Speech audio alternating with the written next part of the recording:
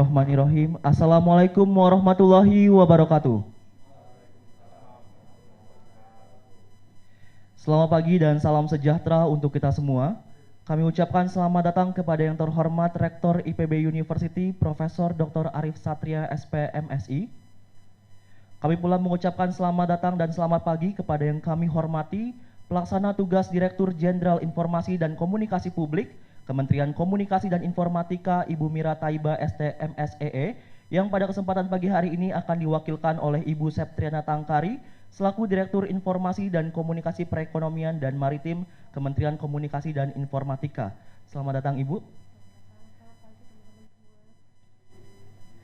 Selamat datang pula dan selamat pagi kami ucapkan kepada yang kami hormati Bapak Handian Purwawangsa Eshud MSI, selaku Asisten Direktur Perkembangan Karir dan Kewirausahaan Ditmawa IPB University.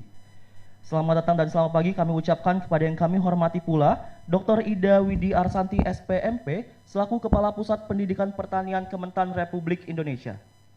Kami ucapkan selamat datang dan selamat pagi pula kepada yang kami hormati Bapak Aziz Abdul Rahman Gunawan STRP, selaku founder Saung Sayur Sehat Farm, serta seluruh hadirin yang berbahagia pada pagi hari ini. Marilah kita panjatkan puji syukur kehadirat Tuhan Yang Maha Esa atas limpahan rahmat yang luar biasa sehingga kita bisa berkumpul dalam keadaan yang sehat di online melalui Zoom meeting maupun offline yang berada di IPB International Convention Center, Bogor, Jawa Barat dalam keadaan yang sehat walafiat. Salawat serta salam semoga selalu kita haturkan kepada junjungan Nabi besar kita Nabi Muhammad Sallallahu Alaihi Wasallam yang insya Allah syafaatnya selalu kita nantikan di yaumil akhir kelak. Amin amin ya robbal alamin. Senang sekali rasanya saat ini saya Aldrian Wijaya yang akan memandu jalannya acara Creative Talk Pojok Literasi Jadi Petani Milenial di Era Digital. Kuy gitu ya, luar biasa, tepuk tangan dulu dong. Sebenarnya saya rada canggung nih kalau misalkan ngomong kuy di hadapan Bapak dan Ibu sekalian, karena kuy itu sangat gaul banget gitu ya. Tapi kalau misalkan konsepnya adalah milenial, rasanya kuy adalah bahasa yang cocok nih, karena milenial tuh suka sama bahasa-bahasa yang gaul seperti itu ya.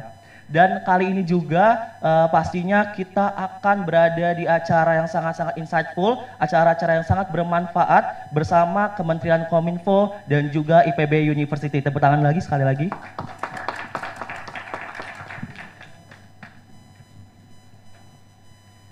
Sekedar informasi, acara pada pagi hari ini pula telah menerapkan protokol kesehatan yang dianjurkan oleh Kementerian Kesehatan, dan bagi peserta yang berada di offline kali ini harap tidak mengubah posisi tempat duduknya agar tetap memiliki jarak antar satu sama lain. Selanjutnya untuk menambah khidmatan acara pada pagi hari ini, marilah kita menyanyikan lagu Indonesia Raya. Hadirin kami mohon untuk berdiri.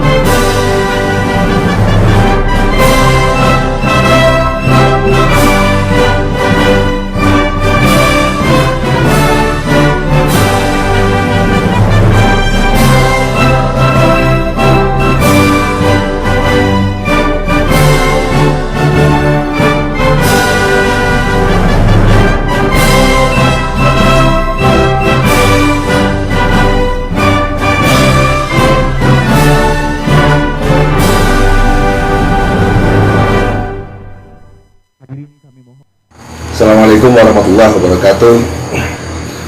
Hadirin sekalian yang berbahagia, hari ini tentu saya senang sekali bisa berjumpa dengan Bapak Ibu semua dalam rangka untuk membicarakan tentang petani milenial dan tentang bagaimana memperkuat literasi teknologi, literasi finansial untuk para petani yang memang kita harapkan berperan tidak hanya hari ini tapi juga di masa depan.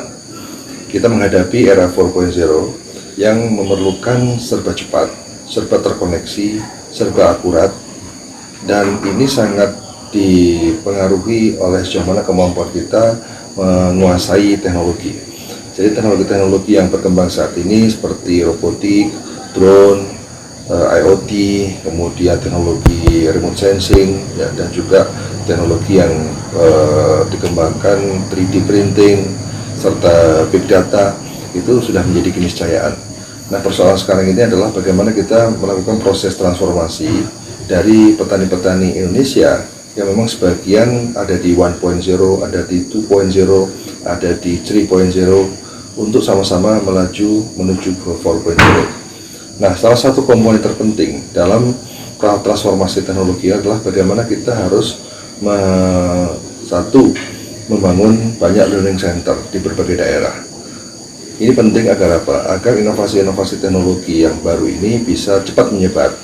Karena pusat penyebaran inovasi teknologi berbasis pada teknologi 4.0 akan sangat menentukan sejauh mana masyarakat petani ini akan cepat beradaptasi terhadap lingkungan ini. Sehingga learning center-nya harus kita bangun. Dan ini perlu kolaborasi antara kementerian dengan perguruan tinggi, dengan LSM, dan juga dengan perusahaan-perusahaan swasta. Karena apapun juga swasta menjadi penting sebagai salah satu market yang memang harus diisi oleh petani-petani kita. Yang kedua adalah kita harus mempersiapkan generasi-generasi baru petani. Petani-petani milenial yang saat ini ada adalah potensi untuk bisa menggantikan petani-petani kita yang sudah sebagian besar berumur, dan ini akan meningkatkan kualitas produk-produk kita dan juga meningkatkan daya saing produk pertanian, karena memang prosesnya adalah sebuah proses yang sangat efisien, sangat akurat, ya, presisi, ya, dan ini sangat dimaui oleh market. Oleh karena itu, dua hal tadi, learning center dan regenerasi petani, ini harus kita siapkan dengan desain yang baik, dan peran kampus sangat signifikan dengan berkolaborasi dengan Kementerian Pertanian, dengan Kemeninfo, ya, dengan pemerintah provinsi, pemerintah kabupaten untuk bisa terus bersinergi satu ya tadi agar lulusan-lulusan dari perguruan tinggi juga bisa masuk ke dunia real. IPB sendiri dari hasil talent mapping ada sekitar kurang lebih 30% orang sudah mulai tertarik untuk menggeluti dunia bisnis di bidang agro. Oleh karena itu, untuk bisa masuk bisnis dalam dunia agro memang harus kita desain dengan sistematis dari mulai tahun pertama, tahun kedua sudah mulai bisnis planning, tahun ketiga sudah mulai bisnis mentoring, tahun ketiga sudah mulai bisnis incubation. Dan ini melalui proses yang saya kira sangat sangat sistematis. Karena apa? Karena kita menyiapkan sejumlah instrumen seperti adanya CEO School, Agropreneur Camp, One Village, One CEO, dan banyak program yang IPB lakukan untuk menyiapkan itu.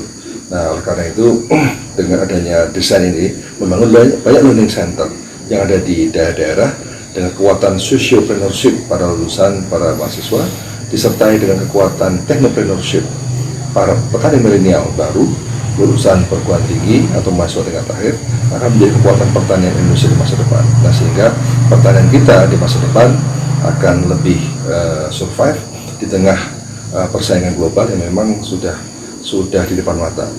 Oleh karena itu saya mengapresiasi kegiatan ini atas inisiasi dari Kemenkominfo, dan selamat berwebinar. Moga-moga banyak ide yang muncul bagaimana strategi-strategi yang harus kita lakukan untuk bisa mewujudkan proses transformasi pertanian modern melalui lahirnya petani-petani milenial. Terima kasih. Assalamualaikum warahmatullahi wabarakatuh. Selanjutnya kita akan mendengarkan keynote speech sekaligus pembukaan yang akan disampaikan oleh Ibu Septriana Tangkari selaku Direktur Informasi dan Komunikasi Perekonomian dan Maritim Kementerian Kominfo. Kepada Ibu Septriana kami persilahkan. Bismillahirrahmanirrahim. Assalamualaikum warahmatullahi wabarakatuh. Shalom, Om Swastiastu, Namo Buddhaya, salam kebajikan dan salam sehat untuk kita semua yang hadir di sini, baik adik-adik yang hadir melalui Zoom link. Semoga hari ini memberikan kita kebaikan untuk meningkatkan produktivitas kita dengan program dari Kementerian Komunikasi dan Informatika, itu Pojok Literasi dengan tema Jadi Petani Milenial di Era Digital. Kuy. Ya, baik yang kami hormati Bapak Rektor Institut Pertanian Bogor Profesor Dr. Arif Satria SPMSI, dan yang saya hormati seluruh narasumber yang hadir pada pagi hari ini, yaitu Kepala Pusat Pendidikan Pertanian Badan Penyuluhan dan Pengembangan Sumber Daya Manusia Pertanian Dr. Indawidi Asanti SPMP, yang saya hormati Asisten Pengembangan Karir dan Kewirausahaan Direktorat Kemahasiswaan dan Pengembangan Karir IPB, Bapak Hardian Purwawangsa SHUT MSI, terima kasih banyak Bapak.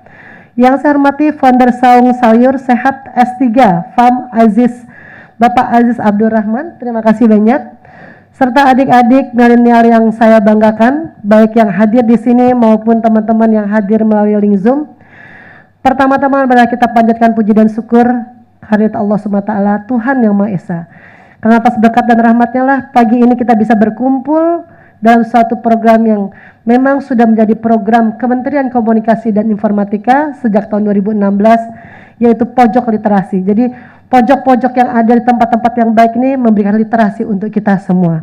Semoga dengan pojok literasi ini kita jadikan bahwa jadi petani milenial di era digital merupakan suatu kesempatan yang memang ditunggu-tunggu oleh kita semua. Sungguh merupakan kebahagiaan bagi saya karena hari ini salam hormat dari Ibu Mira Thoibah, Ibu Sekjen sekaligus PLT Dirjen IKP, yang hari ini seharusnya memberikan sambutan dan bertemu kepada adik-adik yang ada di sini, namun karena hari ini ada pelantikan dari Kementerian Komunikasi dan Informatika dan beliau sebagai Sekjen tidak bisa hadir, jadi saya akan membacakan sambutan beliau. Baik adik-adik serta Bapak Ibu, teman-teman yang saya hormati, sungguh merupakan kebahagiaan bagi saya bisa bertemu dan bersilaturahmi dengan para narasumber, para undangan, Bapak Ibu, adik-adik serta teman-teman yang hadir pada hari ini, sehingga acara ini dapat berselenggara dengan baik, aman, dan lancar. Adik-adik serta teman-teman sahabat pojok literasi di seluruh Indonesia, saat ini generasi milenial memang sedang naik daun, pasti naik daun terus dong. Milenial mah nggak pernah turun daun ya. Siapakah generasi milenial? Generasi milenial adalah kalian yang lahir dari kisaran tahun 1980 sampai dengan tahun 2000-an, atau kalian yang saat ini berusia 17 tahun sampai dengan 37 tahun. Generasi milenial identik dengan kemajuan teknologi beserta segala kemudahan yang ada. Menurut data yang dilansir oleh Boston Consulting Group atau BCG, prediksi populasi MAC atau Middle Class and Influencer Consumer Indonesia di tahun 2020 adalah sebesar 141 juta orang atau 64% total populasi Indonesia saat ini. Populasi MAC saat ini sudah sangat terbiasa dengan menggunakan media sosial, jadi nggak ragu lagi Facebook, Instagram, WhatsApp. Orang ibu yang sudah tua aja 51 tahun aja, kayaknya kalau nggak masuk ke IG itu nggak keren katanya, ya kan? Karena apa? Program kita, kegiatan kita yang saat ini bisa kita lakukan, apalagi kegiatan yang memang memberikan manfaat kepada masyarakat, khususnya kepada seluruh adik-adik semua. Pasti saya sudah posting di Instagram saya. Karena apa? Ini adalah suatu media bagaimana kita bisa menyampaikan pesan, bagaimana kita mengajak orang dan menggiring masyarakat untuk bisa melakukan suatu program yang bisa dilakukan oleh masyarakat semua. Harapan saya adik-adik yang ada di sini adalah agen-agen perubahan dari pojok literasi untuk menggerakkan bahwa petani milenial itu bukan lagi petani yang malu lo jadi anak petani. Hello, hari ini kita tuh harusnya bangga. Kenapa? Anak petani Indonesia ini orang kaya semua. Petani Indonesia nggak ada yang miskin. Karena kita sudah memiliki yang orang bilang umpan utama, artinya punya tanah. Sedangkan untuk di luar negeri mungkin untuk memiliki tanah atau pertanian tuh harus orang-orang yang udah kaya banget, tapi di sini enggak kok, seluruh petani tuh hebat semua. Jadi inilah kesempatan kita untuk bisa melihat bahwa dengan teknologi kita dapat melakukan segala jenis transaksi melalui internet, mulai dari transportasi, memberi makanan, jalan-jalan, apalagi jalan-jalan yang utama banget nih untuk teman-teman apalagi yang ada di IPB yang sudah hadir, hingga berbelanja pakaian dan kebutuhan sehari-hari terutama dengan didukung oleh finansial teknologi fintech yang hari ini sudah hadir bersama-sama kita. Namun perlu juga pada saat kita menggunakan fintech, adik-adik juga harus menjaga. Kenapa? Fintech itu ada ribuan fintech yang ada di Indonesia, tapi yang terdaftar baru 163 fintech yang terdaftar di OJK. Dan ini adalah perlu kehati-hatian pada saat kita meminjam uang atau bisa untuk mendapatkan instruksi modal. Terkait dengan tema kali ini, lantas apa tujuan dari peranan milenial di dunia pertanian? Seperti yang kita ketahui bersama bahwa saat ini pemerintah mulai membentuk petani milenials, sebab dianggap mampu mendongkrak perekonomian bangsa. Jadi kalau dulu kalau orang bilang petani, jadul, nggak keren. Tapi hari ini teknologi pertanian, apalagi teman-teman yang sudah tiap hari ada di IPB dan adalah institut yang sangat besar di seluruh Indonesia dan mungkin di Asia sekarang. Bagaimana bisa menggunakan teknologi daripada IA atau intelijen artifisial dan yang lainnya bisa memberikan dampak yang besar untuk kita semua. Bapak Ibu semua, bahkan sampai saat ini generasi milenial masih terus dijadikan sebagai target utama dan penting untuk mendongkrak kualitas SDM, sumber daya manusia di bidang pertanian. Tujuan utama program tersebut adalah untuk memberikan penumbuhan kembangkan kewirausahaan muda petani di Indonesia. Artinya kesempatan kita menjadi technopreneurship dan adalah kesempatan yang kita tunggu-tunggu saat ini.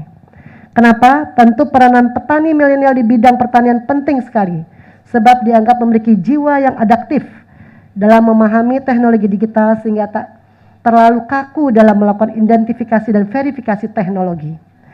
Atas dasar itulah Kementan atau Kementerian Pertanian di Indonesia memiliki target 1 juta petani milenial yang ikut tergabung dalam 40.000 kelompok di masing-masing daerah, di mana setiap kelompok terdiri dari 20 sampai dengan 30 orang. Artinya kesempatan kita untuk membentuk di daerah-daerah kita, di mana kita dilahirkan, di mana kita tumbuh. Mari kembali kepada daerah kita, bangun daerah kita, desa kita, karena ini adalah kesempatan tidak akan datang untuk 2 kali. Program petani milenial ini nampaknya pasti akan melibatkan banyak anak muda di seluruh Indonesia.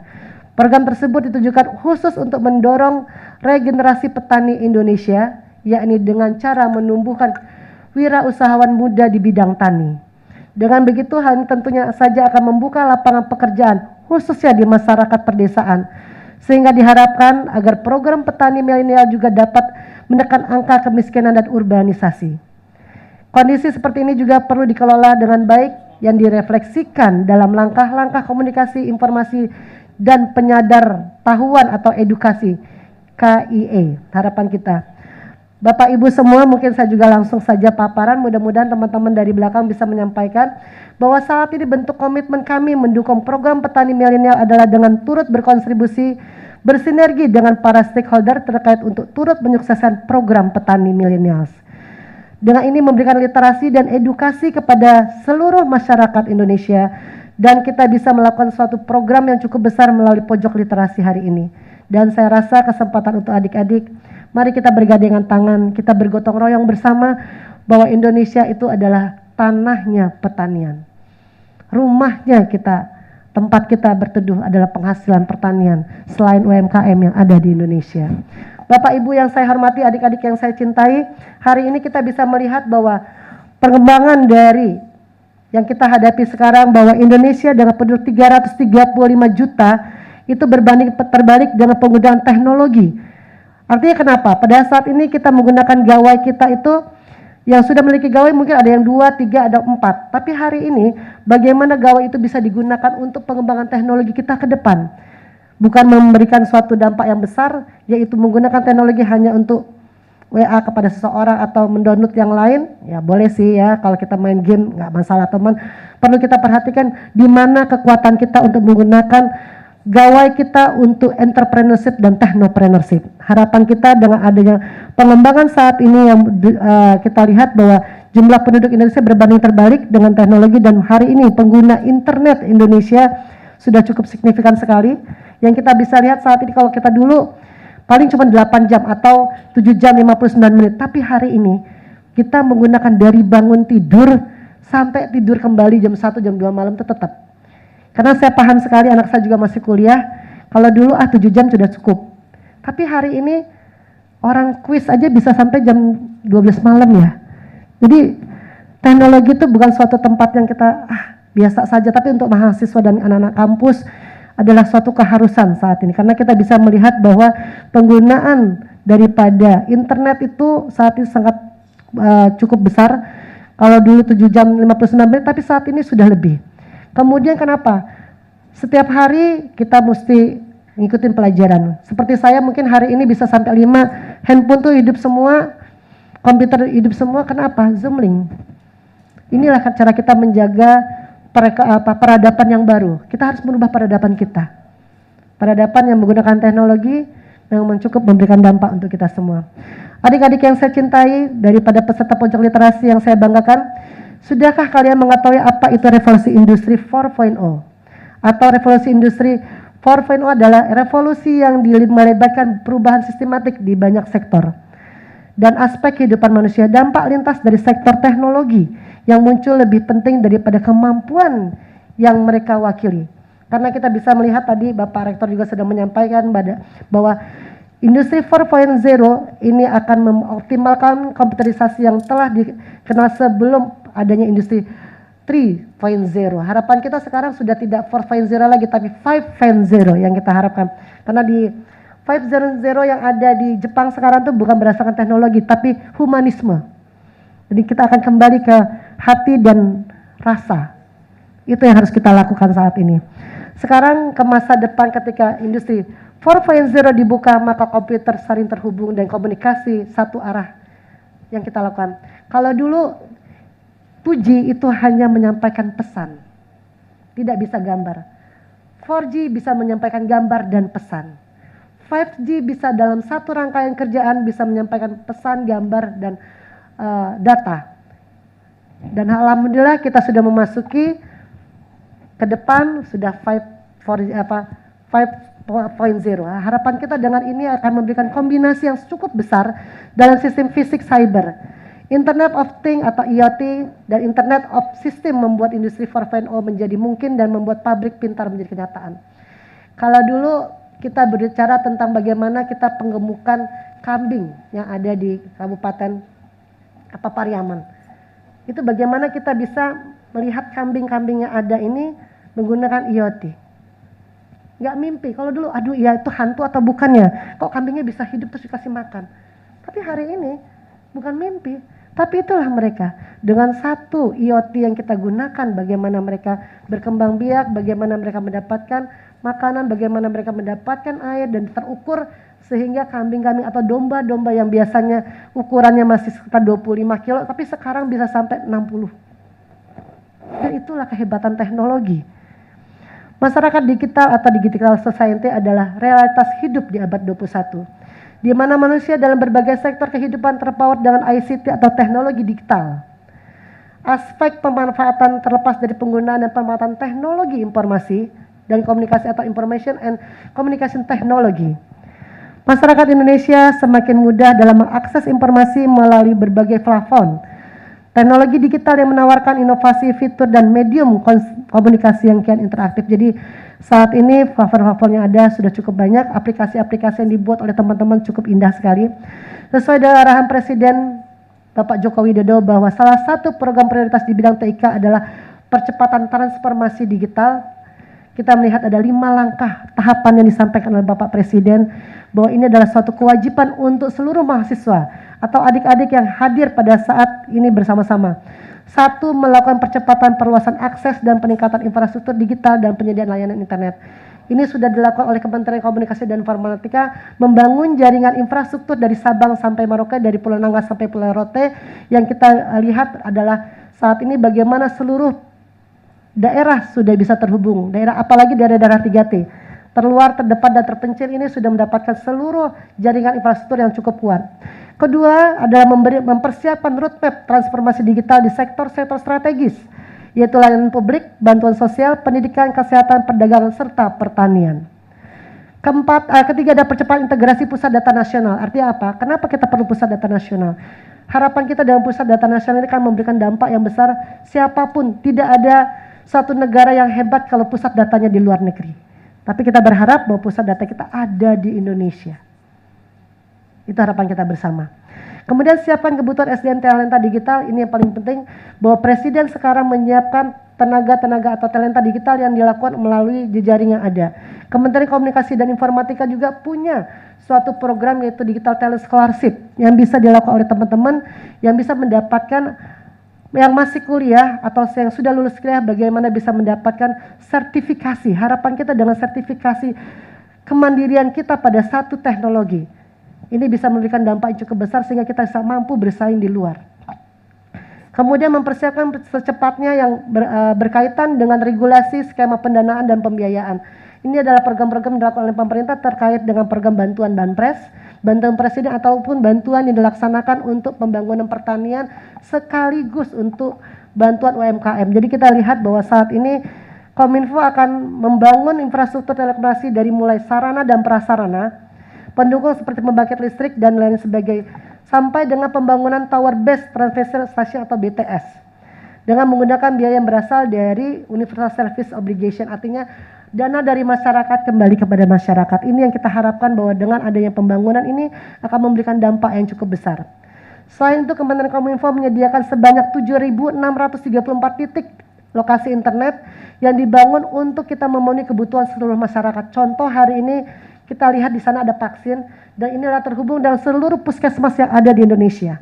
Harapan kita dengan adanya teknologi, dengan ada jaringan infrastruktur yang dibangun, teman-teman kita atau kita pergi kemanapun, pada saat kita sakit, kalau dulu tuh susah sekali kan, kalau kita sakit, waduh rekam jejak kita di mana ya, sakit apa, mulai dari nol periksa lagi. Tapi pada saat hari ini kita dengan teknologi bekerja sama dengan 5.000 puskesmas yang ada di seluruh Indonesia, kita sakit dimanapun dengan BPJS kita yang ada, dan kita punya data riwayat kemanapun, itu bisa tertransfer. Itulah kebaikan kita untuk menggerakkan teknologi. Memasuki dunia maya dengan kehadiran sejumlah media online merupakan kemutlakan, sama halnya dengan sulitnya untuk menghindari hal-hal yang sangat kita tuntut, yaitu penggunaan smartphone yang kita lakukan sekarang. Ini adalah bagaimana kita mengoptimalkan kemaslahatan dari smartphone yang kita punya. Artinya kita bisa memberikan dampak yang cukup besar kepada kita saat ini. Satu contoh adik-adik, bagaimana kita bisa menjadi jutawan berkat cabai. Pernahkah kalian mendengar cerita seperti itu?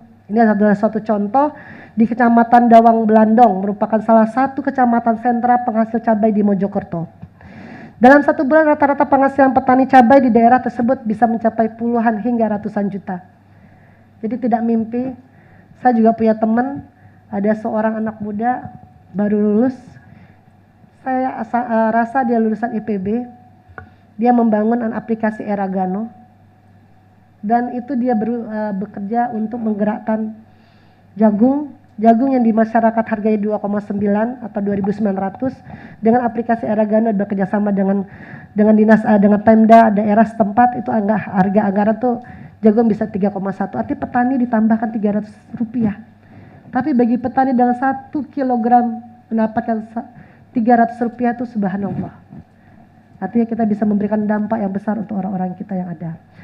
Bapak Ibu semua, adik-adik yang saya lihat bahwa saat ini kita bisa melihat bahwa pencaharian namun lebih luas menjadi pahlawan pangan dari daerahnya. Jadi saya berharap teman-teman, mari kita gerakkan daerah kita, apa yang menjadikan motivasi atau apa yang ada dimiliki oleh daerah kita, kampung kita, desa kita.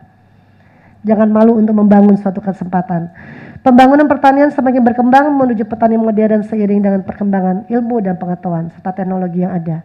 Dalam bidang teknologi komunikasi yang sangat cepat, sejarah perekonomian dunia menunjukkan bahwa peran petani semakin penting untuk meningkatkan kesejahteraan dan ketahanan nasional. Digital farming adalah bagaimana petani mengelola sektor pertanian dengan berbasis bantuan digital agroteknologi ya. Ini sudah tidak asing lagi bagi teman-teman IPB. Dengan teknologi kita dapat menggunakan berbagai aplikasi untuk meminimalkan resiko yang ada. Memungkinkan kita untuk bisa memprediksi kemungkinan hujan, serangan hama sampai kepada pH daripada tanah itu sendiri. dengan penyakit dan yang lainnya. Jadi saya lihat bahwa bagaimana kita bisa memberikan pupuk yang baik dengan kapasitas yang ada, lahan yang 1 hektar itu membutuhkan apapun bisa dideteksi dengan teknologi. Salah satu cirinya majunya pertanian adalah memiliki peningkatan daya saing. Negara yang memiliki daya saing yang kuat dibuktikan dengan banyaknya mengekspor produk. Harapan tadi saya juga sempat melihat, saya sangat bersyukur karena ada mie yang dibuat dari wortel. Di tas adik-adik semua ada. Coba dibuka kalau memang bisa, dikasih contoh.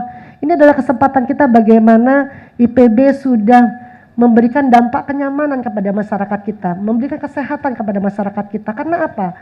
Kalau adik-adik sehat menggunakan bahan yang sehat, bahan yang ada di Indonesia, di situ ada ya Mbak ya. Coba dikasih contoh Mbak. Karena nah ini dia nih. Jadi ada mie yang memang berbahan wortel. Jadi anak-anak yang nggak suka makan wortel, tapi dengan makan mie yang dibuat oleh teman-teman dari IPB, tepuk tangan dong untuk teman-teman kita yang sudah menciptakan mie dari wortel. Karena ini tidak mimpi, adik-adik. Ini adalah sesuatu yang mudah-mudahan menjadikan suatu kebanggaan untuk teman-teman IPB dan bisa nggak kalah dengan mie yang ada di luar sana. Itu yang saya harapkan. Dengan menggunakan mesin yang canggih yang terhubung ke internet, petani bahkan dapat mengontrol lahan. Mereka dengan menggunakan remote control yang nggak susah-susah. Beberapa program yang sudah berhasil dijalankan oleh Kementerian Pertanian adalah Smart Greenhouse, Smart Irrigation System, dan Automatic Sector. Jadi saya lihat ini adalah satu kesempatan bagaimana kita menggerakkan. Peran petani milenial di masa sekarang ini akan menjadi penentu dari kemajuan pertanian di masa yang akan datang. Harapan kami, estafet petani selanjutnya adalah berpundak pada generasi muda. Mereka memiliki inovasi dan gagasan yang tentu saja lebih kreatif dan sangat bermanfaat bagi berlangsungnya pertanian di Indonesia. Terlebih di era revolusi industri seperti sekarang ini ditandai dengan menggunakan mesin-mesin otomatis yang mana sudah terintegrasi dengan jaringan internet yang sudah ada. Inovasi dalam bidang teknologi dengan menciptakan marketplace pertanian. Para petani dapat menjual hasil taninya secara online. Tuh, jadi nggak perlu lagi kita mesti menjual bawa dari pasar, dari desa kita ke kota, tidak lagi. Jadi nggak ada bedanya dengan kita memiliki marketplace yang ada untuk UMKM. Shopee, Blibli, Tokopedia, Ladara atau yang lainnya. Tapi saat ini di petani pun sudah ada. Sudah banyak sekali yang kita punya. Adanya 5 kilo, adanya Tani Hub, adanya Eragano, logistik tani, dan aplikasi-aplikasi yang semakin banyak berkembang. Alhamdulillah, mudah-mudahan teman-teman di IPB khususnya maupun teman-teman yang ada di luar sana, ayo kita membuat aplikasi-aplikasi yang khususnya untuk anak muda yang berkarya demi kemajuan petani Indonesia. Harapan kami, selain itu saat ini Kementerian Pertanian telah menandatangani MOU dan Microsoft membantu Kementerian Pertanian dan mitranya dalam meningkatkan distribusi. Jadi harapan kita dengan distribusi ini, petani bisa memperkuat ekosistem pertanian digital, yaitu satu, membantu petani bertransformasi secara digital melalui program kolaborasi dari Microsoft dan Kementan, menyediakan portal keterampilan bagi komunitas petani untuk mengakses pengetahuan dan informasi terbaru di seluruh Nusantara. Ketiga, menggunakan aplikasi dan database untuk meningkatkan infrastruktur pertanian digital. Keempat adalah menerapkan tata kelola data perusahaan yang baik untuk mengembangkan otentik multifaktor, aman, dan mengakses berbagai data. Ini adalah sangat penting bagaimana kita bisa berkolaborasi dengan teman-teman dari marketplace yang tadi.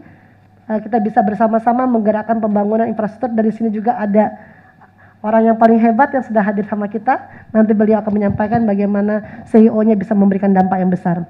Kemudian kita juga telah membangun food estate yang disampaikan oleh Bapak Presiden yang dibangun di Nunjauh di dekat Tanah Toba.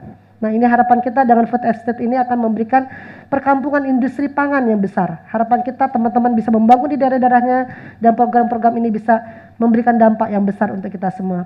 Baik adik-adik semua yang saya cintai, yang saya sayangi, kita bisa maju karena kita punya gotong royong.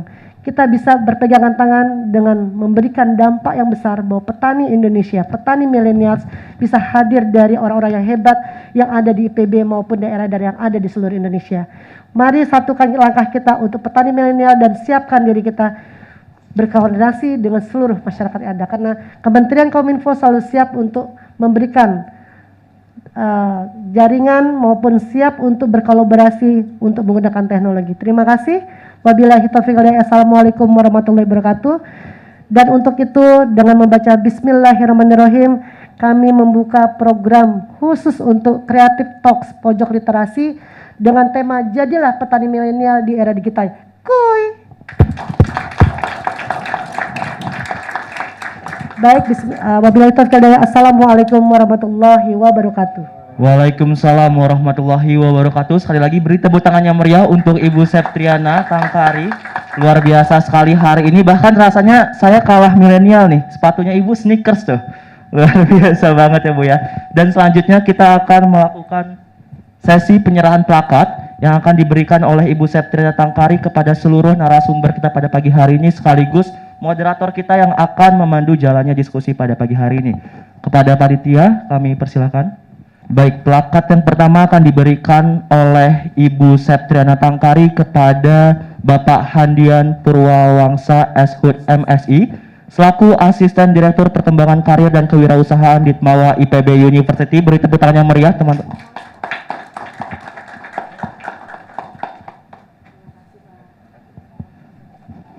Baik, plakat selanjutnya akan diberikan kepada Bapak Aziz Abdurrahman Gunawan, STRP, selaku founder Saung Sayur Sehat Farm.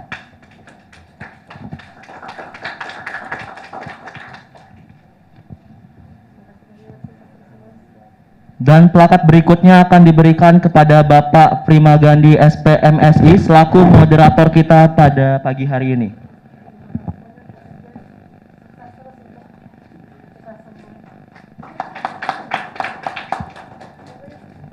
Baik, sekali lagi kita akan menyaksikan foto bersama.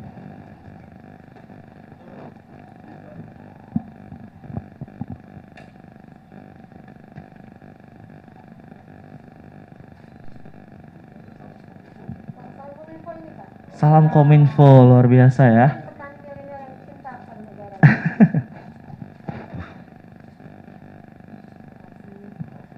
Baik. Sekali lagi kami ucapkan terima kasih kepada Ibu Septriana Tangkari dan beri tepuk tangan yang meriah untuk acara pada pagi hari ini. Luar biasa sekali, dari hari ini kita telah belajar ya bahwa acara-acara seperti ini perlu banget agar milenial-milenial seperti kita semua nih, seperti saya juga, itu lebih tertarik juga sama dunia pertanian. Baik, selanjutnya kita langsung memasuki acara inti pada pagi hari ini, yaitu sesi diskusi Creative Talk Pojok Literasi Jadi Petani Milenial di Era Digital. Kuy gitu ya. Dan acara hari ini akan dimoderatori oleh Bapak Primagandi SPMSI yang merupakan lulusan IPB University sekaligus dosen dari Departemen Ekonomi dan Sumber Daya Lingkungan yang telah banyak memuat tulisannya pada publikasi di media massa nasional, diantaranya Looking for President for Environment yang dimuat di koran Kompas, Political Economy of Land Commodification yang dimuat di koran Harian Pelita, dan masih banyak publikasi-publikasi lainnya. Langsung saja kita beri tepuk tangan yang paling meriah. Inilah dia moderator kita pada pagi hari ini, Bapak Primagandi. Kepada Bapak kami persilakan. Ya, terima kasih MC. Ya, gimana semuanya sehat? Oke. Jadi kalau kita bicara pertanian hari ini pasti tadi seperti yang sudah disebut oleh Ibu. Milenial merupakan salah satu kuncinya. Selain menjadi produsen, milenial akan menjadi konsumen yang akan meningkatkan pertumbuhan ekonomi kita. Kalau kita lihat pada PDB, ya, di kuartal 1 maupun kedua, sektor pertanian itu memiliki andil yang sangat besar, apalagi pada saat COVID. Ketika yang lainnya negatif, sektor pertanian positif.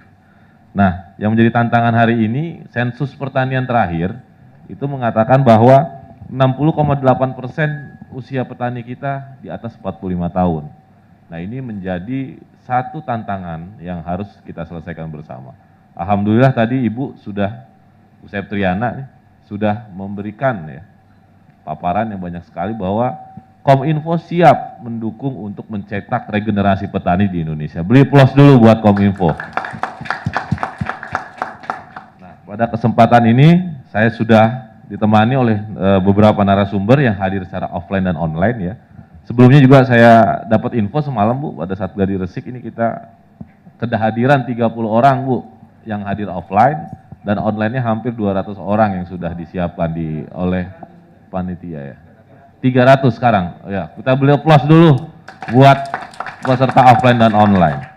Nah, bersama saya sekarang sudah hadir secara offline Bapak Handian, MSI. Beliau merupakan salah satu dosen IPB juga. Kebetulan banyak sekali sudah mencetak petani-petani milenial dengan berbagai macam program. Sekarang beliau diamanahi di Direktorat Kemahasiswaan ya, dan juga Kewirausahaan. Juga sudah ada Bapak Aziz Abdurrahman ya, ini petani milenial, founder Saung Sayur Sehat S3 ya, singkatannya ya, S3 Farm ya. Jadi kalau ada juga nanti S4 nih Pak. Nah, sayur sehat sekali. Kemudian sudah bergabung secara online dengan Ibu Dr. Ida Widi Arsanti SPMP, Kepala Pusat Pendidikan Pertanian Kementerian Pertanian Republik Indonesia. Dan juga kita akan langsung saja mendengarkan paparan pertama mungkin secara online dulu ya, dari Ibu Dr. Ida Widi Arsanti SPMP ya, yang nanti akan banyak membahas sebenarnya regulasi pertanian dan apa sih keuntungannya menjadi petani pada eranya Pak Jokowi ini gitu ya. Ini menurut saya sangat penting karena bagaimanapun aturan main regulasi ini harus diketahui ya oleh seluruh calon-calon petani muda, karena kita tahu hambatan-hambatan selain hambatan teknis juga regulasi kadang-kadang dengan adanya tumpang tinggi regulasi ya, ini juga bisa menghambat. Oleh sebab itu saya persilahkan kepada Ibu Dr. Ida Widi Arsanti SPMP untuk menjelaskan ya kepada kita semua yang berada di sini maupun online tentang bagaimana sih sekarang pemerintah khususnya Kementerian Pertanian menyiapkan regulasi ya untuk petani. Waktu dan tempat saya persilakan. Assalamualaikum warahmatullahi wabarakatuh.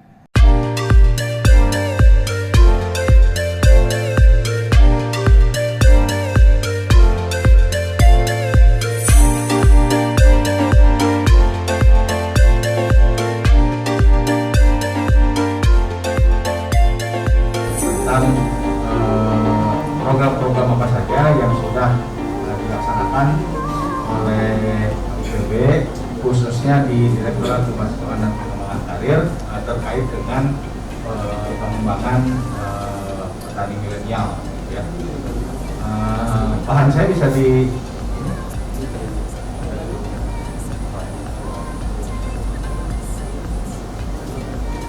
Nah, kalau di IPB sendiri namanya sih bukan petani milenial ya, masih petani muda gitu ya. Petani muda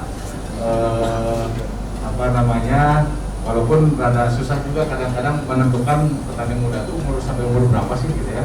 Kemarin saya tanya ke Jawa Barat nih, petani mudanya itu berapa sih umurnya? 39 tahun ke bawah Pak. Jadi sebetulnya luas juga sih Bu itunya ya, dari segi umur ya. Kang Ajis berapa nih Kang Ajis? Ya, masih milenial. Berapa? 23. Oh ini tepuk tangan dulu dong. Nah, jadi saya coba untuk singkat ringkas sebuah kegiatan itu yang kegiatan utama petani milenial ini pengembangan One Village One CEO ya, kemudian One Village One Innovation gitu. Apa? Coba saya akan ceritakan itu kan. Yang pertama tentu saja Pak Rektor tadi sudah menyampaikan bahwa visi IPB ini adalah bagaimana menjadi kampus atau menciptakan lulusan yang memiliki jiwa teknososial entrepreneur gitu ya. Artinya bisa menjadi job creator lah gitu ya. Selain tentu saja juga tentu siap juga untuk bekerja di dunia industri, kira-kira seperti itu. Nah lanjut. Nah jadi ini Bu Direktur sekalian saya juga promosi gitu ya. Jadi ada di kemahasiswaan pengembangan karir itu ada yang berperusahaan, ada pengembangan karir gitu ya. Nah kalau petani muda ini memang tadi Ibu diinginkan ada KKN begitu ya, ada PMW gitu ya. Nah jadi paling utama itu adalah pertama ada startup school, ya. Jadi startup school itu adalah tadi Pak Rektor menginginkan mulai dari perencanaan bisnis apa. Nah, kalau startup school ini yang sudah usahanya jadi lah Bu, tapi siap untuk akan scale up gitu ya. Nah seperti itu. Nah jadi kalau di startup school sendiri mungkin sangat bisa Bu, nanti kita berkolaborasi, Kominfo ini bisa membantu untuk aplikasinya, karena biasanya mahasiswa rada mahal itu Bu, gitu ya. Kalau untuk usaha, substansi usaha apa itu bisa dari IPB gitu ya. Nah kemudian ada juga agro sosiopreneur perdesaan, ada yang agripreneur camp, ada CEO school, ada sekolah kopi. Nah CEO school ini adalah lebih kepada bagaimana kita menginikan wirausaha, tapi bukan untuk bisnis murni Bu, tapi bagaimana dia mengembangkan unit usaha di pedesaan. Jadi dia bisa mengembangkan sendiri atau menjadi pendamping gitu. Dalam hal ini saya menjadi pendamping BUMDes. Nah makanya di CEO School ini selain nanti sekalian juga nih kalau yang mau ikutan ya, kalau ini kan mulai nih April masih kita untuk analisis finansial, bisnis apa diajarkan juga, tapi social mapping apa juga kita nanti dilanjutkan Berapa bulan Pak untuk CEO School CEO School itu saran kita ya? ya, kalau untuk pertemuannya 14 pertemuan tuh, tapi nanti dilanjutkan turun ke desa. nah itu ya. Jadi kemarin itu yang pesertanya sekitar 400, kemudian kita saring jadi 100 lagi, kemudian diseleksi terpilih 10 orang CEO. Nah itu yang mendampingi di desa sekitar 6 bulan sampai 1 tahun. Kenapa cuma 10 orang? Karena IPB sanggupnya 10 orang saja, gitu ya. Kalau bisa kerjasama untuk satu desa satu CEO bisa 53 desa, 53 orang sebetulnya kita turunkan ke lapangan untuk menjadi pendamping. Dan biasanya itu lulusan CEO School seperti itu. Nah, kemudian kalau yang budidayanya itu ada di Young Agripreneur Camp. Kalau ini biasanya 1 minggu dengan ngaji nanti kita undang ya untuk salah satu narasumber. Nah, kalau pas sebelum pandemi sih kita di salah satu pesantren biasanya udah 1 minggu di situ tuh, tidur apa ya, nggak ada hotel-hotelan lah, pokoknya tidur di kasur sih, tapi di kuon gitulah, kira-kira seperti itu. Nah ini pesertanya dari macam-macam Bu, bukan hanya dari fakultas pertanian menurut saya, dari fisika, dari apa kayak gitu. Karena kan jadi petani itu nggak bisa dipaksa ya, Kang Ajis ya, kayak gitu. Jadi bisa jadi, saya orang kehutanan Bu, begitu ya. Saya dulu pernah nyembuang ke bank buat tanam konteng kan, saking penasarannya saya kan, timun itu seperti apa sih, gitu ya. Nah di sini kalau nanti ke kebunnya Kang Ajis disuruh panen bonteng atau timun, hati-hati, jangan asal rambut aja nanti dimarahin, bener ya Kang? Kalau salah tekniknya, bukan timunnya ini sama pohon-pohonnya kamu rambut, udah malu maluin dosen IPB nanti, gitu ya. Jadi panen cabai apalagi, gitu ya, panen cabai, gitu ya. Panen cabai itu ada tekniknya, kalau enggak bisa kerabut, bener nggak Kang? Nah kayak gitulah. Nah itu yang diajarkan Bu di lapangan tentunya. Jadi tidak hanya dari IPB saja, fakultas pertanian, semua fakultas bisa masuk. Ya yang memang tertarik jadi petani. Ya lanjut. Nah ini nih, ini juga mungkin kita lihat ya. Jadi petani itu memang dalam arti luas ya. Usaha tani itu ada peternakan, perkebunan apa termasuk petani. Ya. Kemudian pokoknya yang usaha tani di bidang hortikultura, perkebunan, peternakan termasuk ke petani.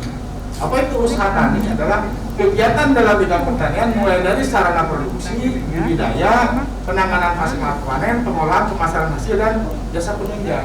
Jadi sebetulnya petani milenial ini bukan di sawah saja Bu, gitu ya. Kalau dilihat dari undang-undangnya nih ya. Jadi memang teman-teman jadi petani milenial itu tergantung Anda cocoknya di mana, tapi memang berhubungan dengan tadi di industri berhubungan dengan pertanian. Tadi maksudnya bisa di pemasarannya, bisa di pengolahan hasilnya, nanti kita akan cerita. Nah, kemudian generasi milenial tadi sudah disampaikan Bu Direktur dengan sambutannya yang lahirnya 1180. Nah, saya itu jadi bingung moderator, saya 79. Jadi kalau 79 itu nggak tahu generasi kolonial yang milenial atau generasi milenial yang kolonial gitu ya. Karena memang di masa transisi lah kayak gitu ya. Nah kayak gitu. Tapi intinya adalah pengembangan petani milenial itu harus selaras juga dengan pembangunan di pedesaan Bu. Itu menjadi faktor kuncinya kalau menurut saya. Jadi Jadi jangan sampai petani milenial itu jalan sendiri ya Kang Ajis ya, tanpa bisa menjawab permasalahan yang ada di desa atau di usaha pertanian yang sesungguhnya. Karena tadi yang disampaikan Pak Rektor sendiri kan, petani kita ini ada masih 1.0, 2.0, 3.0. Nah, kalau misalnya kita pakai 4.0 sendirian tanpa terkonek dengan permasalahan yang ada di lapangan, itu jadinya jadi kontes aja nantinya gitu ya, jadi kontes aja tapi tidak menjawab permasalahan substansi di lapangan lah, kira-kira itu poinnya. Lanjut. Nah ini ciri generasi milenial tadi sudah disampaikan juga. Lanjut.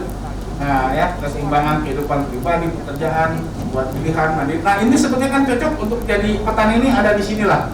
Jadi sekarang ini sudah tidak cocok lagi, tidak semua orang generasi sekarang ini suka kerja di Jakarta, pulang pagi, berangkat pagi, pulang malam lah, kira-kira seperti itu. Tapi kalau petani itu kan keunggulannya adalah kebebasannya itu, kebebasan begitu ya, punya usaha sendiri, keluangan waktu dan lain sebagainya, tidak punya atasan juga gitu ya. Lanjut. Oke. Nah jadi ini hasil research tadi Bu, jadi ini ada 20%-an dari lulusan IPB yang jadi petani. Oke, saya langsung ke ininya, lanjut. Jadi apa yang sudah dikerjakan? Nah ini Bu, ini contoh fasilitasi petani muda Bu. Jadi petani itu kan pertama dia harus punya lahan, yang kedua punya permodalan, pasar gitu ya, teknologi informasi dan fasilitas pendampingan. Jadi kalau petani yang kami lakukan itu mencoba untuk bikin model Bu, tapi semuanya itu difasilitasi begitu.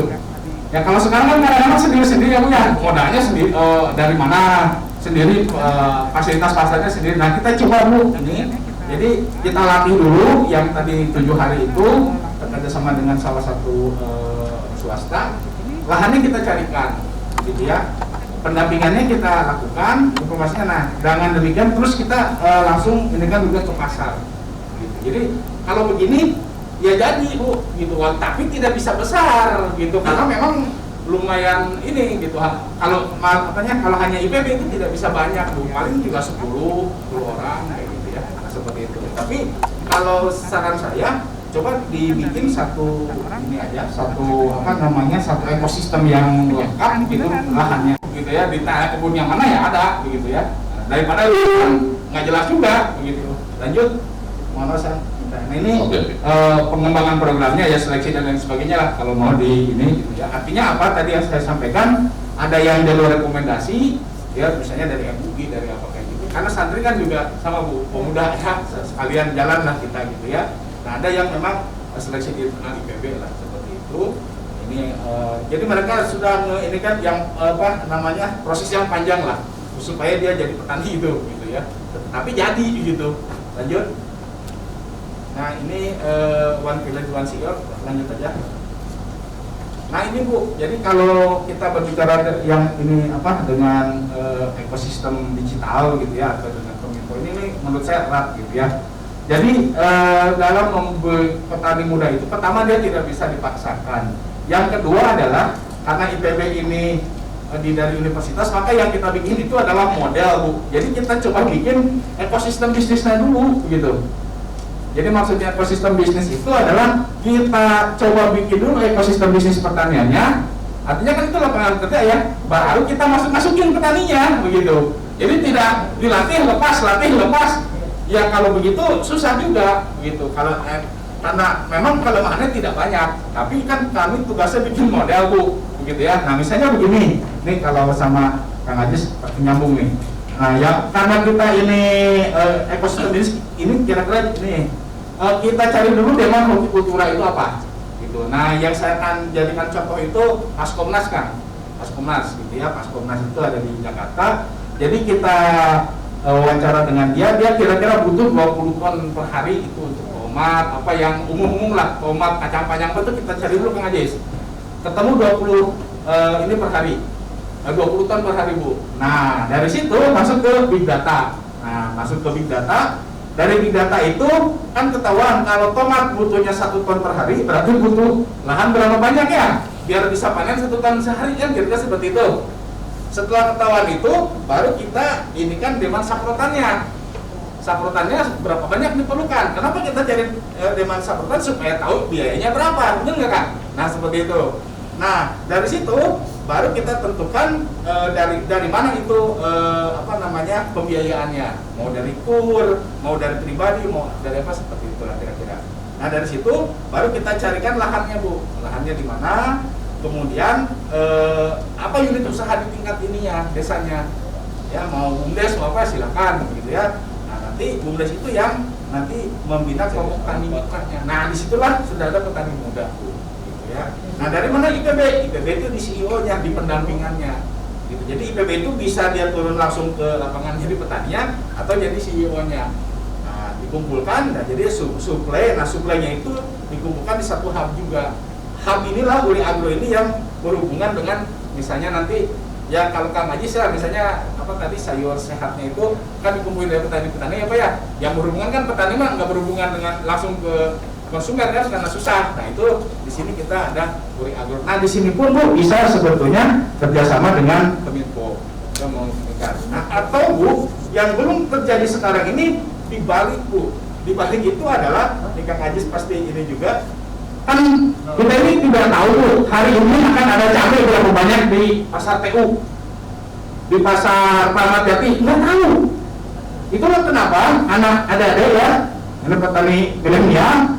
Kalau misalnya yang mobil sayur ngebut dari puncaknya misalnya selalu masih jalan Kang. Karena apa? Kalau dia harus turun di pasar, lewat sedikit, itu harusnya jadi turun.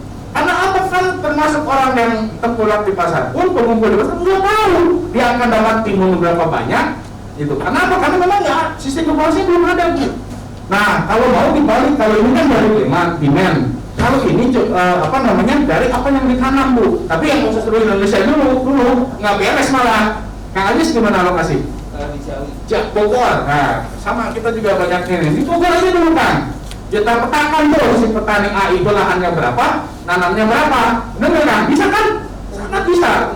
Betul. Nah, Kominfo ini memfasilitasi aplikasinya, big datanya itu. Gitu. Mahasiswa IPB di mana? Bisa tadi untuk mensurvei itu Bu. Petani A ini siapa? Paling tidak ada 53 desa yang punya kita sama binanya Pak Ajis ya. Kayak gitu kan enak Kak. Perlu WA aja. WA ini saya nama Prima Gandhi nanam cabai gitu kan, bibit 1 kilo, prediksi panen kapan? Dari situ kan ya kita olah ini umumnya aja, tapi paling tidak bisa jadi pertama informasi ya pada bulan depan tanggal berapa itu akan ada cabai berapa banyak dari petani Bogor, benar nggak? Begitu. Dan itu bisa dijadikan kemudian minggu. Artinya kan kita bisa kasih tahu jangan menanam cabai lo, gitu, karena akan ada panen besar-besaran sehingga nanti harga turun. Nah, kalau datanya udah lengkap nanamnya udah seminggu.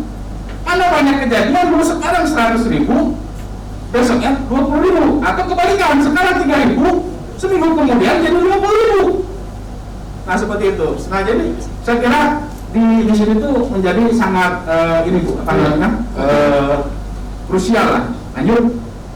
Nah, ini ininya petani-petaninya. Oke, lanjutnya terus. Nah, sekarang saya ingin 1 menit lagi ada one village juga one inovasi. Ya, one village inovasi itu artinya adalah bagaimana kita mengirimkan produk olahan, gitu. Ya, jadi produk olahan itu yang memang aplikasi di lapangan. Misalnya sederhananya saus sehat, Bu. Saus sehat itu kalau sekarang kan saus kita tahu lah, sebetulnya kan bukan dari tomat sama cabai. Itu ibu yang ngomong bukan saya. Tapi kan sebetulnya gitu kan kalau kita bisa pakai tomat itu yang grade B, grade C atau yang tidak laku, pakai teknologi sedikit dari IPB ya teknologinya banyak juga sih sebetulnya gitu. Tapi bisa awet 6 bulan suhu ruangan misalnya. Nah, seperti itu yang seperti itulah. Lanjut terus di ini aja. Nah, ini contoh-contohnya. Satu lagi ada misalnya beras yang untuk penderita diabetes. Itu kan sekarang masih impor. Sebetulnya bisa dibikin di ini juga di desa juga. Ini contoh-contoh kegiatan yang disampaikan. Yeah. Jadi intinya adalah memang kalau IPB itu bikinnya model Bu, tapi kita coba yang bikin terintegrasi dari ujung ke ujung begitu. Nah, salah satu permasalahannya itu yang bisa dikerjasamakan itu tadi aplikasi tadi itu. Kira banyak yang bisa di. Oke. Terima kasih. Kita beri buat Pak Anja yang menjelaskan lebih konkret seperti apa. Nah, untuk para pendengar online dan offline nanti ada seksi tanya jawab. Yang online bisa ditulis di chat ya, di chat Zoom ya. Nanti bisa kita bacakan. Selanjutnya saya persilakan Mas. Oh iya, tidak apa Bu. Mas Aziz untuk menjelaskan bagaimana sih praktek ya pengalaman menjadi petani milenial gitu. Ya silakan Mas Aziz. Baik, terima kasih. Bismillahirrahmanirrahim. Assalamualaikum warahmatullahi wabarakatuh. Puji syukur, marilah kita panjatkan kehadirat Allah Subhanahu wa taala. Shalawat beserta salam semoga tetap tercurah limpah kepada junjungan alam yakni habibana wa dambiyana Muhammad sallallahu alaihi wasallam. Punten sebelumnya mungkin untuk tayangan dari S3 Farm bisa ditayangkan. Dan sebelum menganjak ke inti yang akan disampaikan, izinkan saya untuk memperkenalkan diri. Kemudian juga terima kasih, saya Aziz Abdul Rahman Gunawan, founder dari S3 Farm. Kemudian juga saya ucapkan terima kasih dan apresiasi yang setinggi-tingginya. Yang pertama kepada Kementerian Komunikasi dan Informatika, juga kepada Kementerian Pertanian Republik Indonesia. Karena jejak saya hingga saat ini, detik ini berdiri di sini, berawal dari kegiatan pertanian, mulai dari SMK Negeri Pertanian Pembangunan Cianjur, lanjut di Polbangtan Bogor, masih lingkup pertanian juga. Dan setelah itu saya sekarang sembari membuka S3 PAM itu juga ikut magang di P4 SGS Runi. Jadi mulai awal kejuruan hingga sekarang saya berkecimpung dalam pertanian. Dan mohon izin juga karena di sini ada Bapak Direktur dari Kemahasiswaan, mohon izin Bapak mudah-mudahan doanya dikabulkan. Tahun ini atau tahun depan mungkin bisa bergabung menjadi mahasiswa Bapak untuk S2-nya di IPB ya Pak ya. Amin. Karena sama dengan slogannya S3 PAM itu sawung sayur sehat sebetulnya. Tapi ada arti lain di balik itu. Jadi S3 PAM itu semoga saya khususnya pribadi juga teman-teman di S3 ada 3 rekan saya, ada Andriano, Sylvia dan Indania yang saat ini hadir. Juga ada mentor saya, Bapak Teddy Rahmat Mulyadi, salam hormat, dan juga orang tua. Jadi S3 PAM ini tujuan kita memberi nama S3 itu bagaimana cara kita dari kita usaha pertanian itu bisa menjadi kita seorang dokter gitu Pak. Dalam arti kuliah hingga jenjang S3 seperti itu. S2 dulu Pak, S2 dulu. Begitu ya Pak. Amin Pak, amin insya Allah Pak. Nah setelah itu, jadi kenapa kita sebagai petani harus tetap memiliki apa ya, yang utama itu pendidikan seperti itu. Jadi kita petani, biarpun kita petani, kita akan menghapuskan image petani bahwasannya punten ya, dengan artian pendidikannya mungkin yang rendah atau apa. Tapi kita di sini hadir sebagai milenial, bahwasannya kita sebagai petani, tapi kita bisa sekolah hingga jenjang S3 seperti itu. Amin. Baik, bisa ditayangkan untuk tayangan saya. Nah kembali lagi tadi juga sudah dipaparkan oleh Bapak Direktur bahwasannya kembali lagi bahwasan kitanya itu dalam arti melaksanakan kegiatan pertanian itu tidak adanya paksaan ya Pak ya, betul. Karena kalau kita dipaksa dalam arti kita didorong, kita menjalankannya tidak akan enjoy, tidak akan ikhlas. Namun dengan adanya kita dari dalam diri kita, insya Allah kita akan mengikuti alur itu, menikmati prosesnya dengan dengan ikhlas. Dan pastinya hasilnya pun akan yang terbaik seperti itu. Dan di sini kita akan bahas sendiri terkait dengan suka dan duka mungkin ya gitu. Dan mungkin mohon juga kepada rekan sekalian anggapannya bahwa S3 PAM ini memang sudah menggunakan IoT ataupun apa, tapi kita betul pendekatannya karena di desa, jadi kita pendekatan dengan petani agar bagaimana petani itu sendiri mau untuk mengikuti kegiatan pertanian. Sehingga dengan adanya kemauan mereka ikut bergerak aktif di pertanian ini, secara tidak langsung lambat laun teknologi akan kita masukkan gitu. Nah pertama beberapa poin yang akan saya sampaikan. Yang pertama yaitu terkait dengan suka dan duka dalam usaha ini pastinya banyak sekali gitu. Yang pertama itu kita betul dengan adanya bekerja sendiri kita dapat leluasa mencurahkan ide dan kreativitas kita sendiri gitu. Jadi sayur ini kita tidak dalam bentuk sayur saja, namun dengan adanya kreativitas ini mungkin ada pengolahan, kemudian juga turunan-turunan lainnya. Seperti dari tadi kita berawal dari sawung sayur sehat itu kita produksi hidroponik, namun kita kedepannya tidak hanya melulu di produk segar seperti itu Pak, tapi ada olahan, kemudian juga ada turunan lainnya. Kemudian waktu kerja dan income kita yang menentukan. Jadi kalau kita malas-malasan, hasilnya pun hasil malas-malasan. Namun kalau kita bekerjanya memang lebih produktif, insya Allah hasilnya jauh lebih dari ekspektasi yang akan kita peroleh seperti itu. Kemudian setiap proses adalah ilmu. Saya pun demikian, kurang lebih 1,5 tahun menjalankan kegiatan ini, tidak langsung, maksudnya tidak langsung kita nanam, prosesnya bagus, kemudian berhasil tanpa ada serangan hama, namun disitulah prosesnya gitu. Contohnya kita mulai menyemai, hingga mendapatkan formulasi persemaian yang baik itu memerlukan beberapa bulan dulu, Pak. Pertama seperti ini, kita merasa bagus, ternyata kita evaluasi, oh ternyata yang memang lebih efektif, sehingga hasil persemaian itu jauh lebih bagus, produktivitas meningkat, oh ternyata seperti ini. Jadi dalam proses itu, semua adalah ilmu. Kemudian konsumen puas itu salah satu kebanggaan bagi kita. Dan jangan sampai karena kitanya semangat, konsumen minta besok, kita kasih sekarang. Nah itu pun menjadi suatu kesalahan. Dalam arti, kita memberikan apa yang konsumen minta gitu. Jadi jangan sampai biar mereka lebih puas, ternyata beda. Nah, dari situlah ilmu juga kita peroleh. Kemudian tidak ada aturan dari atasan, paling juga dikritik oleh konsumen gitu. Ini mungkin layu ataupun apa. Sampai saya juga pernah dulu saat pelaksanaan penyaluran produk, karena mungkin penanganannya kurang bagus, ternyata sampai konsumen itu kondisi sudah tidak baik gitu. Nah, disitulah ini bagaimana caranya agar sayur yang kita sampaikan itu tetap bagus gitu. Betul, udah makanan sehari-hari gitu Pak, ke perumahan-perumahan, kita malam-malam hujan-hujan sampai seperti itu gitu. Dan saat produk hasil laris terjual itu sangat memuaskan untuk kita. Kemudian ada dukanya juga, pembayaran konsumen yang macet, ya itu seperti itu. Tapi di situ kita bisa melihat, oh bagaimana karakter dari konsumen itu. Di situ sosialnya sangat nilai sosialnya dapat banget gitu. Kemudian kondisi alam dan lingkungan, betul sekali, biarpun kita hidroponik, namun kita berada di lingkungan terbuka juga di sekitarnya, tetap aja ada gangguan di lingkungan itu gitu. Kemudian kegagalan menjadi tanggung jawab pengelola. Jadi dukanya seperti itu, kalau kita mungkin bekerja di tempat orang lain, yaitu tanggung jawab perusahaan. Tapi kalau kita yang mengelola, tanggung jawab kita. Namun dari duka ini pun, kita akan mendapatkan suatu ilmu, dalam arti bagaimana kita mengelola ini agar hasilnya lebih baik. Seperti itu. Jadi pokoknya setiap proses itu adalah ilmu. Selanjutnya, juga pernah sepi orderan, sampai satu greenhouse itu kita tidak pernah, bukan greenhouse, lebih ke kayak instalasi karena kita dengan adanya anggaran tersebut, kita hanya mampu untuk melaksanakan pembuatan greenhouse, jadi kita bertahap seperti itu. Jadi kita waktu itu pernah sampai kita, istilahnya bagi ke warga sekitar. Namun di sisi lain, ada nilai kepuasan tersendiri gitu, jadi tidak hanya berbentuk moral, tapi kepuasan kepada tetangga dan lain sebagainya. Dan yang terakhir kita akan sampaikan di sini mungkin tips dalam merintis usaha bagi teman-teman, rekan-rekan sekalian yang saat ini masih duduk di bangku kuliah, jangan sampai memulai setelah lulus kuliah. Karena kasarnya kalau kita masih kuliah, gagal pun kita makan masih tanggung jawab orang tua gitu.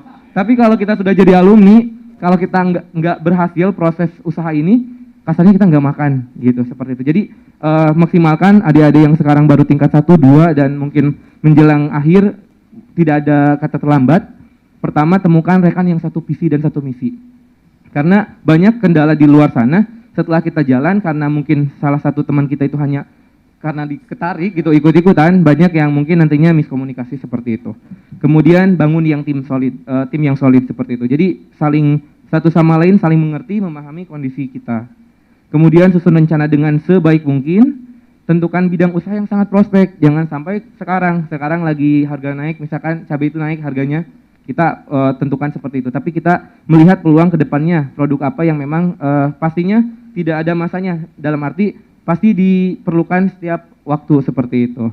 Kemudian jangan takut memulai dan percaya diri gitu, karena kalau kita tidak memulai, ya kita nggak bakal maju-maju gitu. Dan perbanyak silaturahmi, itu terasa banget.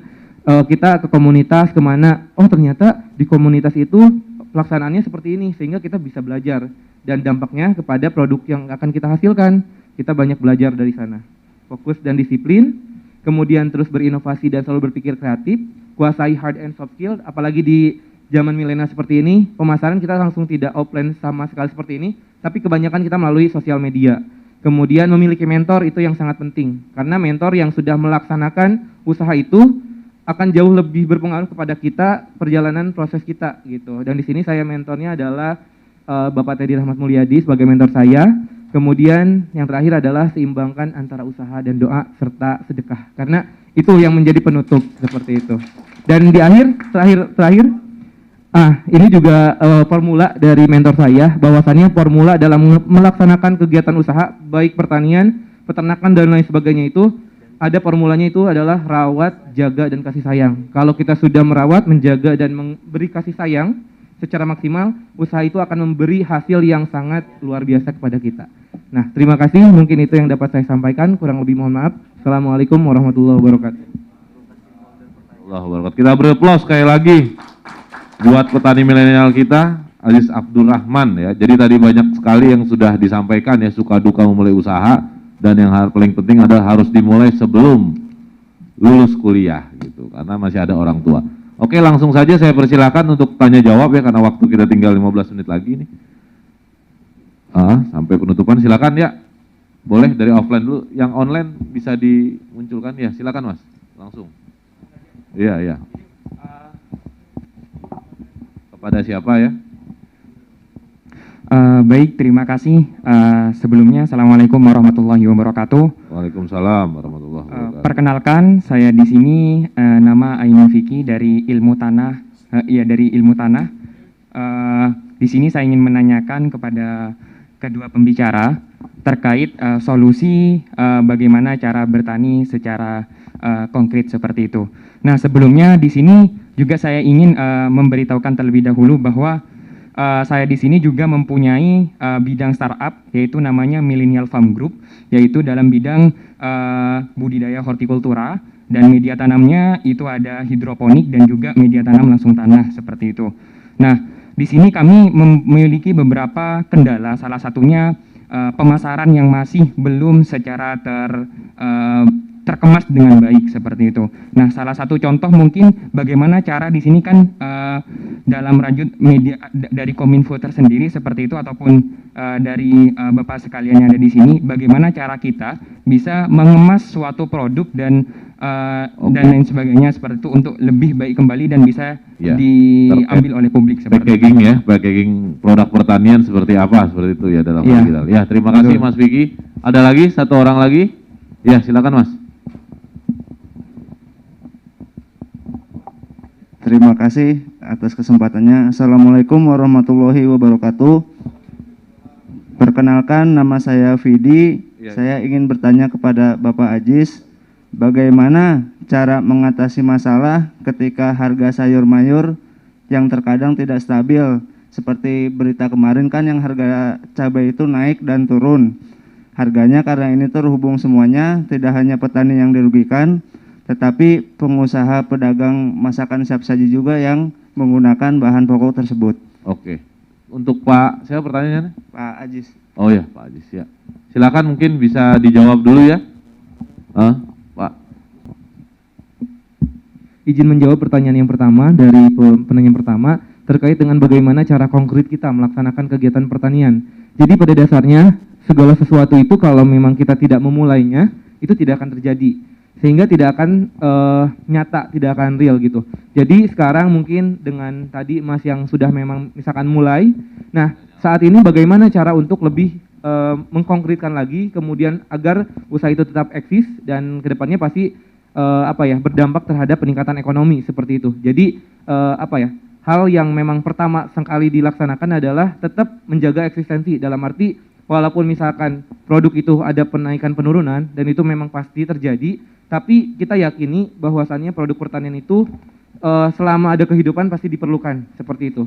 Sehingga kita walaupun misalkan orang lain gulung tikar ataupun apa, tetap kita dengan tadi komitmen kita melaksanakan kegiatan usaha itu jangan sampai padam. Dalam arti dalam proses itu pasti ada ilmu. Kita mungkin bisa yang tadinya ternyata dengan penjualan seperti ini harganya menurun. Tapi dengan seiring perjalanan itu mungkin kita bisa berikan sentuhan inovasi, teknologi, mungkin dari Bapak banyak inovasinya, sehingga nanti walaupun produknya sama, tapi dengan pengemasan yang berbeda, kemudian produk olahannya turunan dan lain sebagainya, itu bisa meningkatkan hasil pertanian. Dan di saat orang lain mulai stop berproduksi, kita terus belajar, sehingga pas nanti mereka melihat kita, ternyata bahwa yang tadi hidroponik seperti ini, dengan Mas yang tadi ada sentuhan tadi, mereka mungkin bisa menjadi followers kita sendiri, dan berdampak terhadap pengembangan peluasan kemitraan kita juga seperti itu.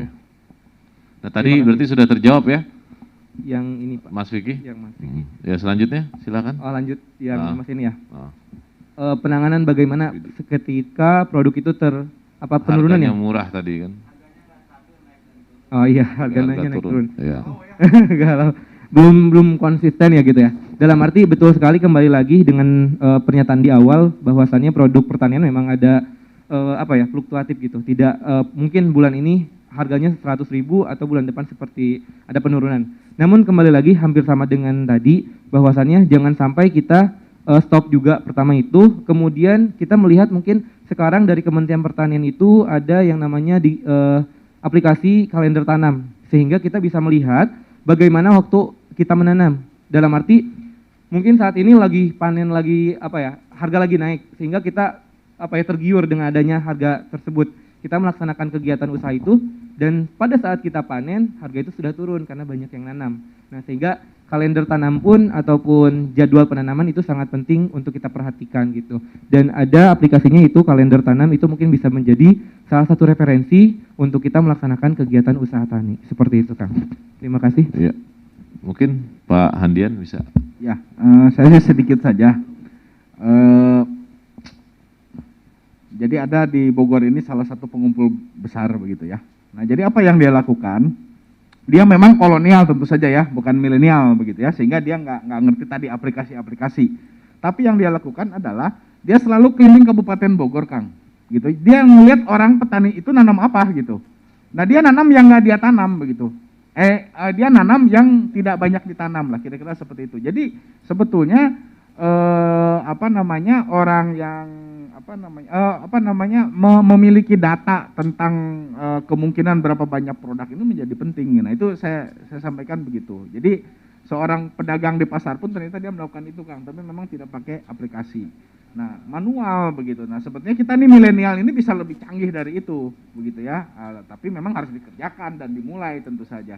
Kemudian yang tadi masalah packaging apa segala macam begitu ya. Memang packaging itu juga ya tentu saja disesuaikan dengan pangsa pasarnya tentu saja. Anda packaging bagus-bagus ngirimnya ke pasar TU ya buang-buang duit kan begitu.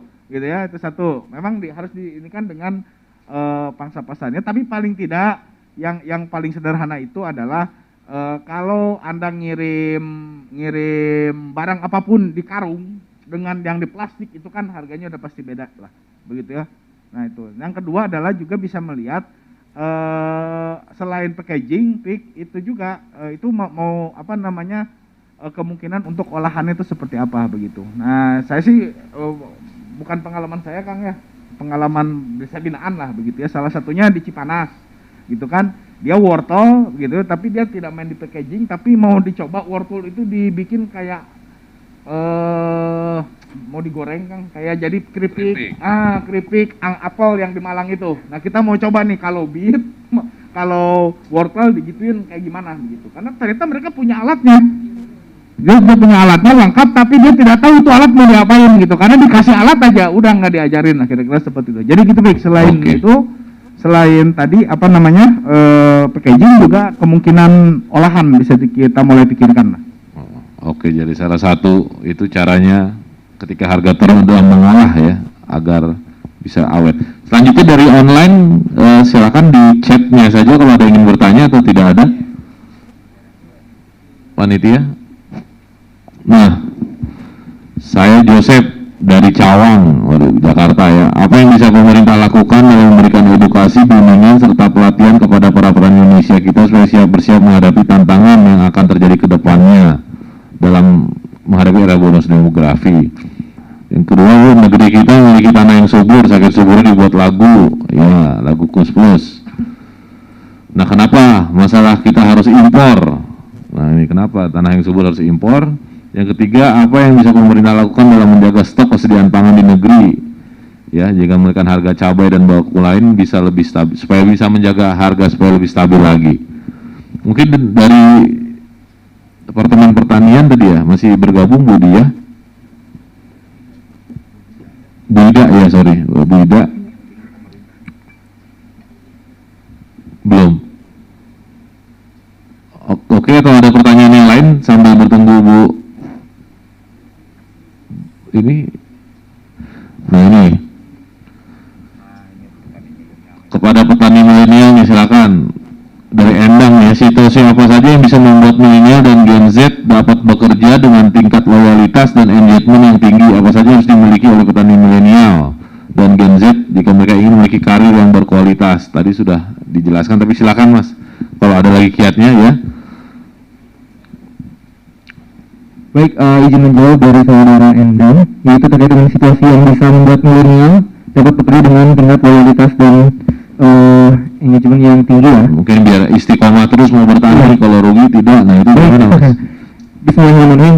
Pertama yang menjadi kunci, betul tadi tetap saya menjadikan itu kunci, itu mulai dari sekarang. Kemudian apa yang kita mulai ini kita benar-benar perdalam dalam arti kompetensinya, baik itu praktek, kemudian juga isinya, dalam arti kita praktek mungkin oke, tapi bagaimana cara kita memberikan penyampaian ini kepada orang lain itu juga menjadi penting gitu. Sehingga metode dan cara itu sangat penting. Kita punya ilmu tapi tidak bisa memberikannya, seperti itu juga menjadi suatu kendala. Kita bisa menyampaikan tapi ilmunya nggak ada, itu juga kendala. Jadi dua-duanya harus dijalani, yaitu dengan cara memulai dari sekarang. Dan itu pun saya rasakan dengan adanya kemampuan ataupun kompetensi yang sekarang saya miliki, walaupun itu misalkan belum begitu jauh seperti rekan-rekan yang ada di luar sana, tapi sedikit besarnya saya sudah merasakan dengan loyalitas tadi, dengan ketekunan tadi, saya tetap jalani, sehingga dampaknya bukan hanya kepada saya saja, tapi mungkin salah satunya dengan saya berdiri di sini pun bisa memberi dampak kepada teman-teman, dan mudah-mudahan dampak itu positif kembali gitu kepada teman-teman. Oke ya, jadi mungkin saya simpulkan ya, harus dimulai ketika kita ingin memulai menjadi petani milenial. Dan juga tadi jangan lupa berkolaborasi, bersilaturahmi ya. Mungkin itu yang bisa saya simpulkan ya dari Creative Talk Pojok Literasi jadi petani milenial di era digital. Kuy gitu kan. Begitu ya. Kita beri aplaus dulu buat para narasumber kita semua di depan. Nah selanjutnya sebelum saya tutup, izinkan saya memberikan satu buah pantun nih. Pergi ke pasar menjual durian, pasar dibuka dari Senin. Sampai jumpa saya haturkan, semoga bertemu di lain kesempatan. Saya kembalikan ke MC. Baik, kita ucapkan terima kasih kepada seluruh pembicara dan moderator kita pada pagi hari. Sekali lagi tepuk tangan dong. Hari ini Creative Talk Pojok Literasi jadi petani milenial di era digital. Cool gitu ya. Jadi semoga acara hari ini bisa memberikan manfaat dan insightful. Apalagi yang saya lihat tadi banyak banget ternyata di sini teman-teman yang memiliki program ataupun menjadi seorang CEO tadi ya Pak ya. CEO School dari program Ditmawa IPB University. Nah selanjutnya sebelum kita mengakhiri acara pada pagi hari ini, saya akan memberikan pengumuman tentang penanya terbaik pada acara Creative Talk Pojok Literasi pada hari ini yang akan dibagikan melalui OVO atau GoPay sejumlah Rp100.000. Kami ucapkan selamat kepada Joseph dari Cawang, tepuk tangan dulu dong. Selanjutnya ada pula pemenang kedua yaitu Rizky dari Jakarta, tepuk tangan lagi sekali lagi. Dan juga ada Alfian Muhammad, dan terakhir ada Endang. Kita beri tepuk tangan yang meriah untuk seluruh penanya terbaik. Dan buat teman-teman yang belum berkesempatan menjadi penanya terbaik, hadiah door prize masih ada.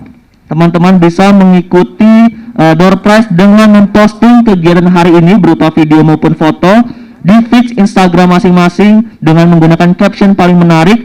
Dan jangan lupa untuk follow dan tag @pojokliterasi DJIKP, tag @saku informasi, dan tag @DJIKP dengan menggunakan hashtag Pojok Literasi dan hashtag Petani Milenial Bogor. Sekali lagi kami ucapkan terima kasih kepada seluruh peserta dan seluruh narasumber serta moderator kita pada pagi hari ini. Lebih dan kurang mohon dimaafkan. Akhirnya saya Aldrian mewakili seluruh panitia yang bertugas pada pagi hari ini memohon maaf atas segala kesalahan. Wabillahi taufiq wal hidayah. Wassalamualaikum warahmatullahi wabarakatuh. Selamat pagi dan salam sehat.